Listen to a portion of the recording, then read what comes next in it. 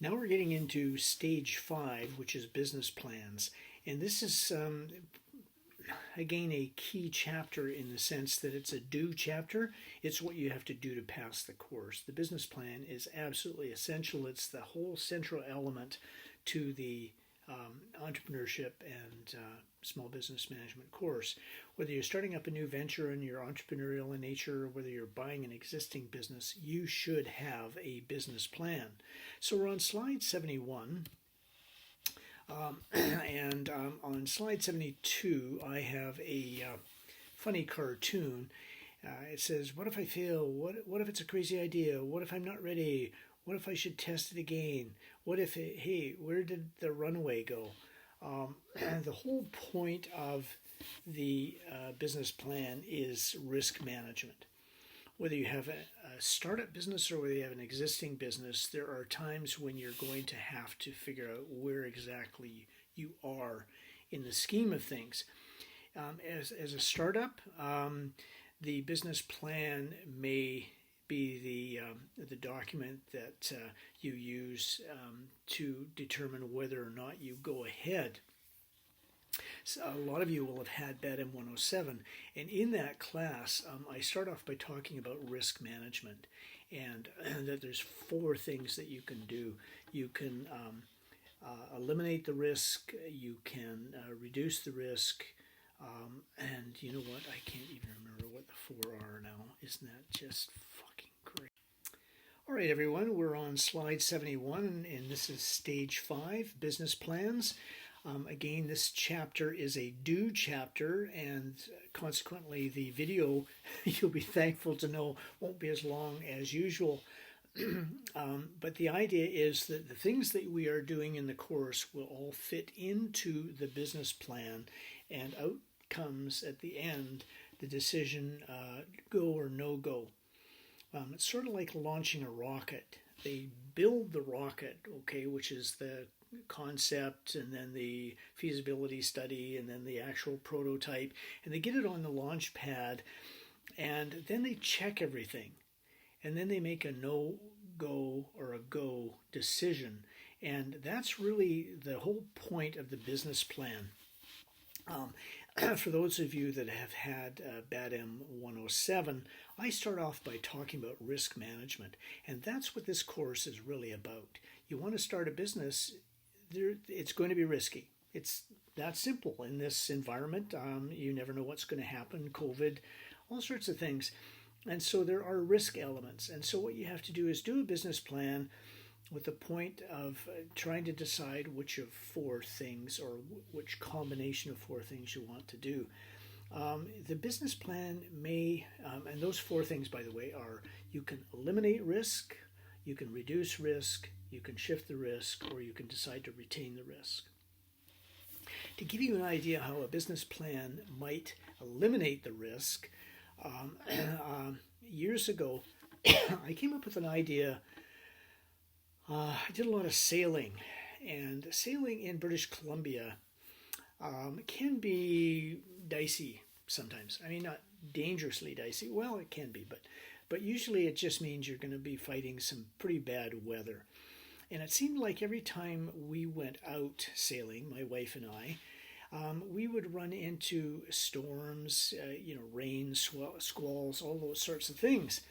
And so you'd drop the sails and you'd be motoring, and I'd have the chart out, and we'd say, okay, there's a cove up here, and we're going to go in there, and I'm trying to decide whether or not there's rocks that might be in the way, whether it's deep enough to anchor or too deep.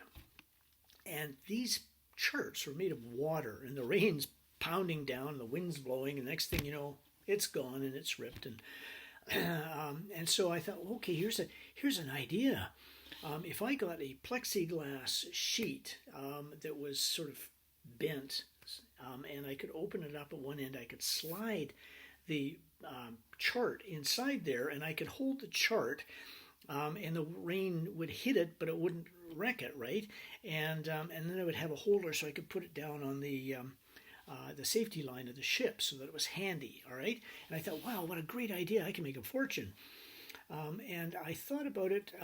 Again, it was one of those process needs. I was sitting in a restaurant, and there was a one of those plexiglass things on the table that they slid things into that said what specials they had, and I thought, man, I can do that for the sailing industry, and so I thought, yeah, okay, but I was busy doing other things, and so I kept putting it off, and I kept putting it off, and kept putting it off, and then at some point I thought, okay, here's a chance where I have this window of opportunity where I have the time. Okay, so this is the demands of your other roles came into play. I just didn't have time until a certain point. I thought, okay, I'm going to do this, and then I thought, okay. I teach about business plans. Maybe I should do one. So I did a business plan, and I found a couple of things. Number one is that I could sell some and perhaps make some money, but technology had overtaken my idea. My idea was low tech. When I started working out how many of these I could sell, I was going into marine supply stores, and gosh, they have these GPS things that you just put on your boat and you go, there's the map that I need. And the rain could be pelting down and it wouldn't matter because you had it. And you could actually click from one map to another very easily. And I looked at it and I went, okay, let's eliminate the risk of this business venture by not doing it. Okay? And so that's one of the functions of your business plan. The other thing it will do is it will allow you to reduce the risk. Okay, instead of trying to do a huge market, you realize that trying to do that huge market will be too much of a stress financially, so you reduce your market and you become, the hit 'em where they ain't, or a niche market or something, and so you can reduce the risk. You can also reduce the risk, the legal considerations, for example. This is a high-risk venture. Well, maybe I should incorporate. That way the contracts with the corporation are not personal to me. The corporation goes insolvent. I can get out with my hide. Or you can reduce the risk by, you look at it and you think, okay, I've got leased premises, but what happens if something interrupts my operation? Maybe I get business interruption insurance. And so you can reduce the risk a number of ways. Pardon me, that's not reducing the risk, that's shifting the risk. Okay, so you shift the risk from the business to the insurance company. You can reduce the risk by hiring independent contractors instead of full-time employees, or hire part-time employees instead of full-time employees, things like that. And then the last thing, of course, is that you accept the risk. When I was a few years ago teaching in tourism, there was a young lady who wanted to start an adventure tourism business where she would take executives from a company that wanted to do those team building exercises. And one of the things she wanted to do was take 10 people, train them, and then take them out into the bush and dump them. And they would have to survive for a number of days. Well, this is highly risky. You take them into the bush and you dump them there, all 10 of them, and 7 of them come out because 3 of them died. Well, it may be their fault or it might be your negligence. So it was, a very high risk endeavor. And so she thought, okay, I'll shift the risk by forming a corporation. And I told her that isn't going to work because you're the sole owner and operator of this business. If you're negligent, you get sued, and your corporation will have to pay for your negligence. But hey, it's all you. I mean, if you have employees, guides, then you might want to incorporate. And then I said, you might be able to shift the risk by getting insurance. Okay, and she looked into that, and the premium. This was before the insurance companies really had a good handle on adventure tourism businesses and extreme sports, and the insurance was going to be $60,000 a year. And she said, "Whoa, I can't afford that. I'll be lucky if I make $60,000 in a year." And so she just said, "Okay, well, what have I got to lose? I have almost nothing in the way of personal assets. So if I get sued for a gazillion million dollars, I go bankrupt." And she said, "I have control of the business and I know that I'm good at this, so I've reduced the risk substantially by being well trained. So I'm just going to accept the risk." And she did, and she operated. And I lost touch with her after a number of years, but she was doing okay. So the whole point of the business plan is that it will help you eliminate, reduce, shift, or accept the risk. And it's not necessarily one or the other. Okay, you can do things to reduce the risk and shift the risk, and at the same time accept the risky nature of the proposal. But it is planning so that when you go off the edge of that cliff, there is in fact a runway there.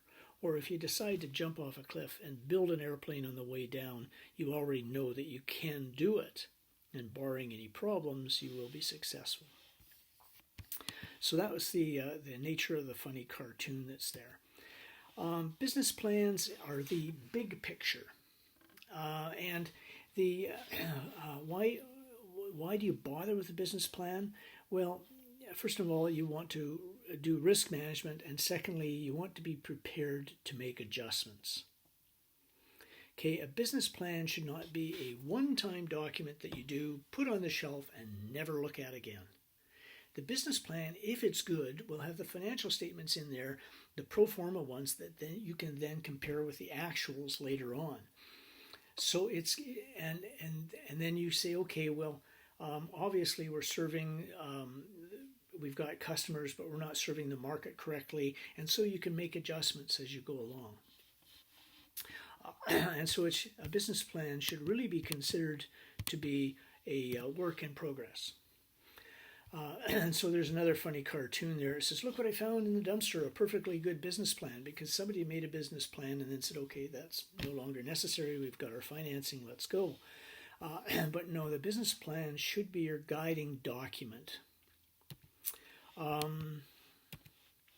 The third reason why you have a business plan, so it's risk management, it's the guiding document, and the third is to seek financing, either debt financing or equity investment. And again, I got another cartoon that shows exactly what this is like. There's this banker or an investment person, and it says, "Oh, sweet, a solid business plan backed by a three-piece band," meaning it should be a really well-drafted document that does everything that's necessary, including the band. Well, that's a bit facetious, but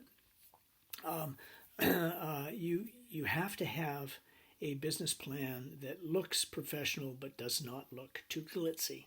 Okay, and you will use it to seek financing if necessary, unless you've got deep pockets. Okay, what are the elements of a business plan? You'll see how stage 5 and 6 work into this. The first thing is a letter of transmittal. You have a business plan, you don't walk in and give it to your banker. You have a letter of transmittal. You keep track of who you gave it to. You address it to them personally. And then the business plan has to have a title page. Whoop-de-doo. No, a title page is very important. There's two things that you should do with every business plan. And the first is you number them. Okay, here's the original. I'm going to make 5 of them. Number 1 is going to the Royal Bank of Canada. Number 2 is going to TD. Number 3 is going to the Bank of Nova Scotia. Number 4 is going to the Sunshine Coast Credit Union, which is now named something else. And the last one is going to a venture capitalist. All right, so that you can keep track. All right, and then the other thing is you mark it confidential. When we get into the legal considerations, you'll find out that your business plan is proprietary information and you want to protect it. But it's not an existing business. There's no trademark. There's no patent necessarily. This document is an idea. Now, an idea is subject to theft, right? I have an idea and I go, hey, Bill, I've got an idea. I know the cure for cancer. And I tell you, and then you go down and you file a patent on it. And I go, hey, you stole my idea. An idea is not subject to theft. The computer that I am doing this on can be stolen. Oh, wait, how can I do my lecture guides? Someone took my computer. And because it's personal property of a tangible nature. But an idea is personal property of an intangible nature. Okay? So if anyone can take it and they're not subject to theft, then you want to try to control the distribution of it. The last thing you want to do is see your business plan used by somebody else in the pages of BC Business Magazine. Okay, but here's a problem. You send it out to the 5 banks, 2 credit unions, 3 investors. So you distribute 10 of your business plans. And it shows up in BC Business Magazine, or it shows up on the internet. And now you're going to, these 10 people are the only people that have it, okay? So you're going to sue all 10 of them until you get the right one, okay? You can't say, I think it was them, I'll sue them. Oh, no, I lost that lawsuit, okay, I'll sue them. You cannot.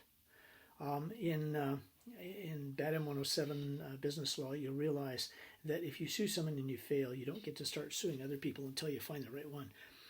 Your case is considered res judicata. It's over. So you have to sue all 10. Okay, I'm suing the Bank of Nova Scotia, and I'm accusing them of stealing my plan and having it disseminated.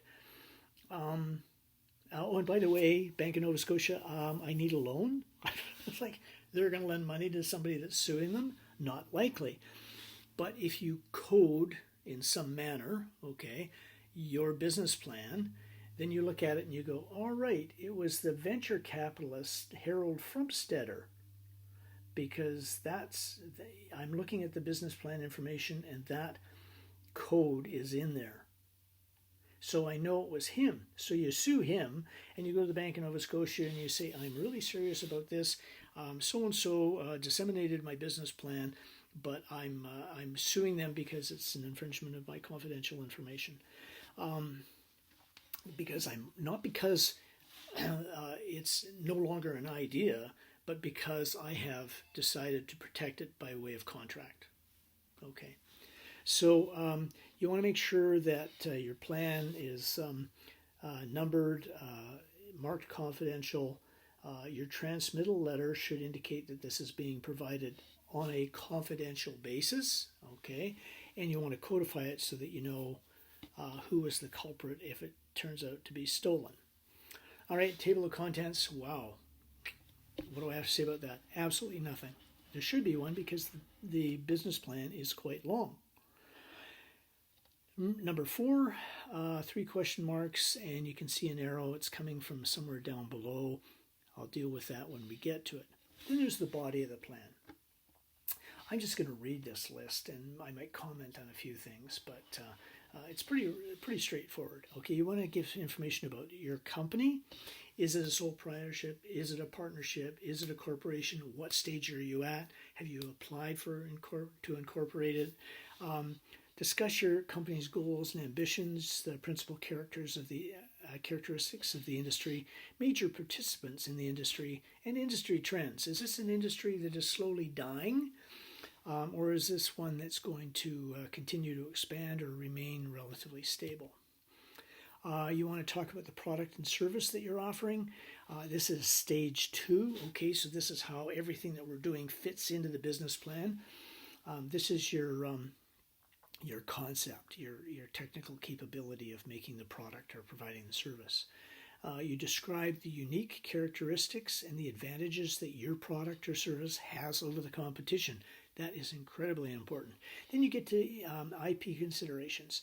I'm opening up a coffee shop. We've got this really interesting, unique way of serving our customers that gives us an advantage over the big guys. And the name has got to have a Java, and I've applied for the trademark application. Now, you're in the initial stages of setting up a business. You apply for the trademark. It's going to take 2 to 3 years to get your trademark. The trademark office is super busy. They're overworked and underpaid. But once you begin using your trademark, we'll see when we get into legal considerations, it is yours to protect. Okay? If you're the first using it, that trademark is yours. So you put in that you filed for a trademark, or if you have a product that can be patented, you file for a patent. You don't have to say, oh, I better wait for 3 years until I get my patent before I ask for the money. There's no way you can do that, okay? So you say patent pending, and that will be as good to the bank as if you have your patent. What's the potential of your market opportunity? And then you get into the market analysis. Oh, wait, that's stage 3. So you've already done that work and you fit it in. What's your target market and who are your customers? What's the market size? What are the trends? Who are your competition? Estimated sales and market structure. Then you get into your marketing plan, which is the stage. Let's see, this is follows, I think, the legal considerations. So how you actually market, okay? Then the body of your plan, the next step is your development plan. Where are you on the timeline? Okay, what are the costs? And I've already talked about BCD Electronics. They a very successful company, but they did make some mistakes as far as protecting their intellectual property goes. I have filed trademarks for them on their 2 products. There's nothing new about them. We could have filed an industrial design, but it really wasn't a significant departure from other electronic handheld gadgets, so it really wasn't considered. IP issues, I have already mentioned, I believe, that they had someone develop the software and did not take steps to ensure that the person understood that they were developing and it belonged to the company, not to them. When they needed to upgrade their software, the person tried to hold them ransom, and it worked out in the end, but not because of anything the business did. It was just fortunate for the company, but unfortunate for that person that he developed cancer and wanted a quick buyout, and so transferred the intellectual property information to the company in return for the buyout. Your production and operation plans, where you're going to be located, your facilities and equipment that are necessary and how you're going to get them, your manufacturing plans and costs, labor, part-time, full-time, or independent contractors. In the BADM 107 course, which some of you have taken, we've already talked about how somebody, you say, oh, I'm going to hire, 12 people, and they'll come to work at 9 o'clock in the morning, they'll go home at 5, they have half an hour for lunch, and I give them their equipment, but I'm going to call them an independent contractor so I can let them go at any time. Can't do that. The law will say it doesn't matter that you call them an independent contractor, they're actually employees. And then if you don't pay UIC and CPP and the workers' compensation, then you're going to be in trouble because you're breaking the law. Okay, environmental and other issues. For BCDC and BDC Electronics, they have batteries at the bottom of the units, and what happens when the batteries have to be replaced? Well, they have a method of disposing safely of the batteries, that the old ones, and the guns. Apparently, the workers at Boeing realized that the gun, which is fairly heavy, could be used as a doorstop, and so they were actually battering the equipment with the put it in the door and the door would close and hit it. Eventually, they're destroyed, or damaged, and so they had a program where they would actually fix them if they could, and if they couldn't fix them, then they would take them apart, use what they could, and throw the rest out safely. So there were no laws or regulations imposed on them, but they, because of corporate social responsibility, took it upon themselves to take care of these environmental issues. Okay, your management team. One of the things that I talked about when I was talking about how many businesses fail in Canada, one of the reasons they fail is they don't have the right management team. So if you look at your skills and you say, okay, I'm missing the accounting skills, then you might say, okay, well, I can do two things. I can either hire somebody, in which case you would put them in as managers, or I can get a partner to do that, and I can split the income, but this is really necessary. So you talk about the resumes and duties of the people involved in your business. Professional advisors. A bank will really like to see the fact that you do have a lawyer, and that you do have an accountant, and that you do have an insurance advisor. Okay, and so now these people aren't employed by you. They're not constantly involved in your business, but these are people that you list because they provide you professional advice on an ongoing basis. Your implementation schedule. BCD figured out that they started here. They'll have the software done here, and production will begin here, and then they'll start selling in the market there. Okay, risks and assumptions. The risks of someone else coming into the marketplace and making the same thing and selling. And the assumption is that once you've built up a relationship with Boeing and you're giving them good service, someone else can come in the marketplace, but they're going to have a hard time taking that market away from you. Your financial plan.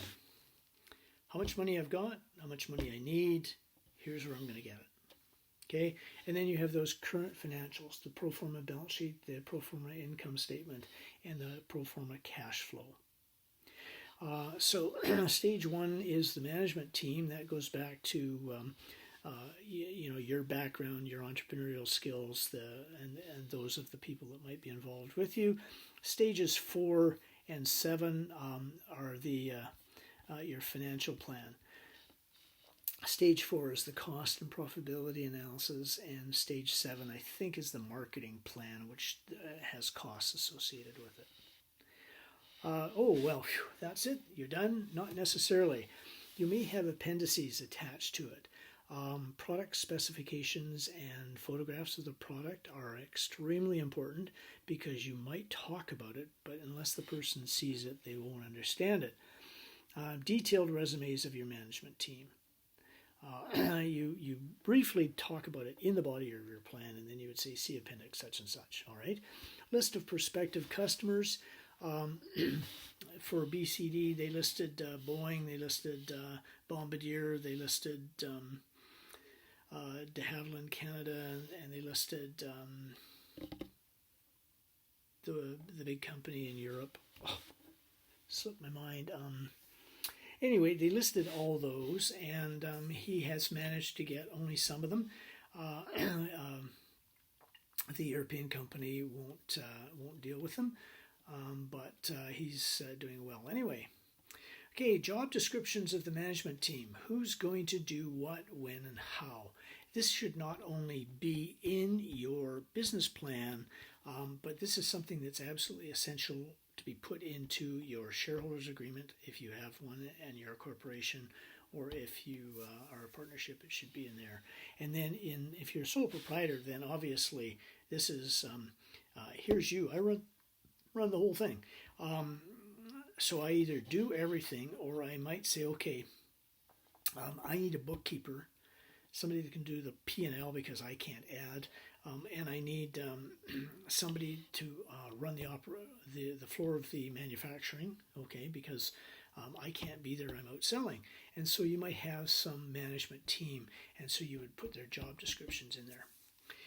Consulting reports and marketing surveys. If you did a marketing survey amongst other students to see if they would be interested in whatever business you came up with, then you would put those results in there. You wouldn't, like if you had 400 survey 400 actual surveys, you wouldn't put those in there.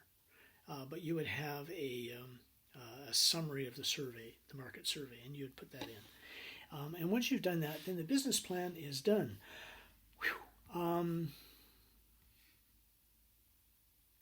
Well, once you're done, appendices, other things. Copies of legal documents you might put in the appendices. A copy of your incorporation certificate in your share structure. If you have any special contracts that are necessary and have been signed, such as shareholders agreements, partnership agreements, licenses, then you would put those in there. Trademark applications, registrations for patents or patent applications, leases, a whole lease. I don't know whether you'd attach a whole lease or not. Well, you probably would. And franchise or licensing contracts. Okay, and that's stage 6. Letters of reference. You leave a business and you're actually involved in the management and you did a really good job. You go back, listen, I'm starting my own business. I'm not competing with you. Completely new idea, but I'd like a letter of reference from you that says how good I am. And then relevant magazine articles, trade journals, or newspaper articles that give you the idea or that you that show that there's a market out there that you're going to be able to serve. That's when you're done. Not quite. Okay, at this point, you've got all that information and you can use it to write your executive summary. Okay, and so the arrow goes off to the right and then it goes up and it goes up through slide 79, 78,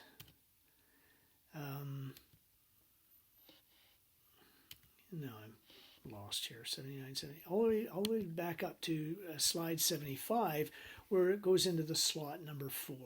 That's your executive summary. You don't do your letter of transmittal and then your title page, your table of contents, and then your executive summary. You can't do that. The body of the plan tells you what should go into the executive summary. So what's the executive summary? Your executive summary is a concise, short, hopefully one page, almost like a cover letter. The executive summary is to your business plan what your elevator pitch or what your hook is to your elevator pitch. Okay, if you're going to tell somebody, hey, listen, this is the business I got, this is the problem we solve, what do you think? You have to have a hook. You have to get their attention. That's the hook in the elevator pitch. If you provide your business plan to a banker and it's 42 pages long, the banker has to read through 42 pages to decide whether it's something that they're even interested in or not. They read your executive summary. So the executive summary has to hook them. There is a problem out there. Here is how our product solves it. And then you have some relevant information that says, okay, it's like a teaser. Okay, ooh, all right, I want to read on. If your executive summary is boring or doesn't have the right information in it, they won't read on. Doesn't matter how good your product is. You know, if nobody's going to read 42 pages. They're busy. They don't have the time. Your business plan is not the only one on their desk. Lots of people are looking for loans. You'll get a loan if you shine. All right. So slide 84 talks about the 7 deadly sins in business plans. Poorly prepared and unprofessional.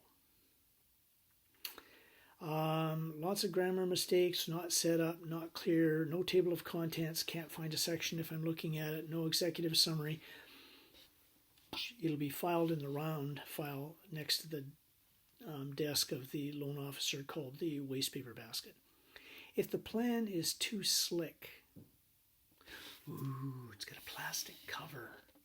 Ooh, plastic colored dividers between the sections. Ooh, Xeroxed. The banker's going to say, what are they hiding? So it can't be too slick. Now, the last time I taught this course, this is just a few years ago, I had one fellow who handed in a business plan that was like that. It had the plastic cover, and I began reading it, and I went, okay, I don't think he prepared the plan. And so when he did his presentation on the plan, I started asking him questions about it, and it was pretty obvious that he had no clue what was in there. And so I didn't call him out in front of his other students, but I talked to him afterwards, and I said, okay, what gives? And he said, well, actually, this plan for this huge project was done professionally by his father's company, and it was actually his father's development. And he just thought, hey, easy A, I'll just take this and hand it in, and wow, And so he didn't get a very good mark, okay, because he wasn't learning anything. He didn't learn how to do a business plan. He learned how to use his father's business plan. So it was, don't make it too slick. You don't have to have a plastic cover. God, I hate plastic covers. The first year that I was teaching, I got everybody to do a contract assignment, and they handed it in, and I had about 30 of them under my arm heading to the parking lot with an umbrella in the pouring rain, and because it's plastic, they all went, and they're all there in the water. And I just thought, okay, I just hate them. Business plan stapled in the upper left-hand corner.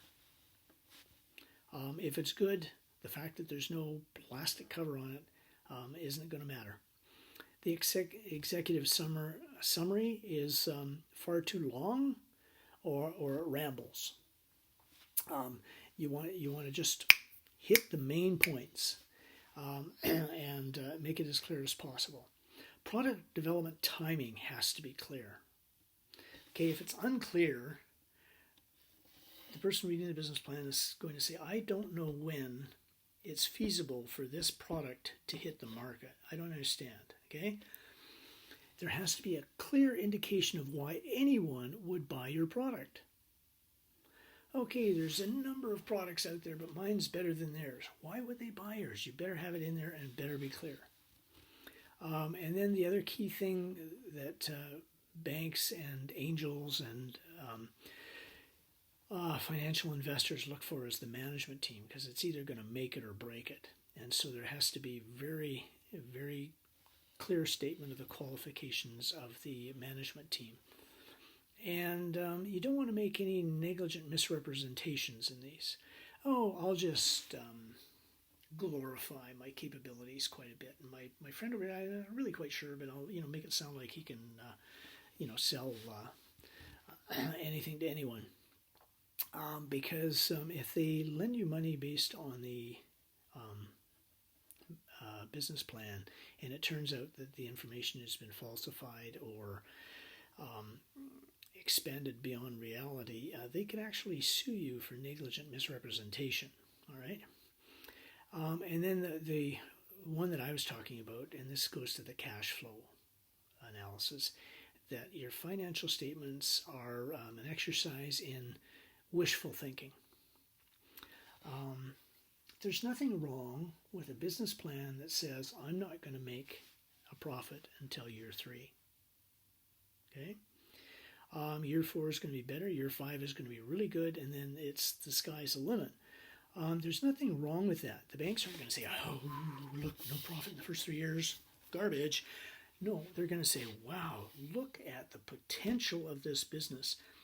Do they have the capability of surviving those 3 years until they get to the break-even point, and suddenly they start making money hand over fist, okay? And as a matter of fact, the opposite is a death wish. Look at that. They're going to make $17,000 right after opening their business. Is that realistic?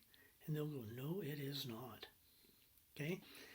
Or look at that. They make $300 profit in the first year, $900 in the first month, $900 in the second month, $4,000 in the third month. Wow, I want to invest in this business. No, they go, oh, that sounds like wishful thinking. So sin number 7 is particularly bad.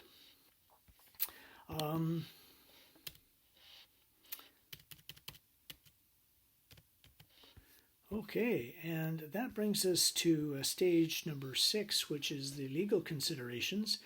And I'll get to that video in a few minutes, well, I'll talk about it then. So anyway, thank you very much, and again,